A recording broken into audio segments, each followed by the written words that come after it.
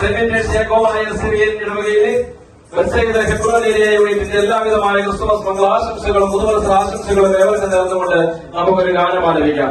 ഒരു നാൾ ബെത്ലഹേമിലുണ്ണി പിറന്നു, വന്നു നൊരിച്ചു താരകങ്ങൾ ഇന്ന് നിരന്നു, പാരിലാകെ പ്രഭ ചൊരിഞ്ഞു കണ്ണു നിറഞ്ഞു, ആമോദത്തിൻ പാടി സ്തുതിച്ചു.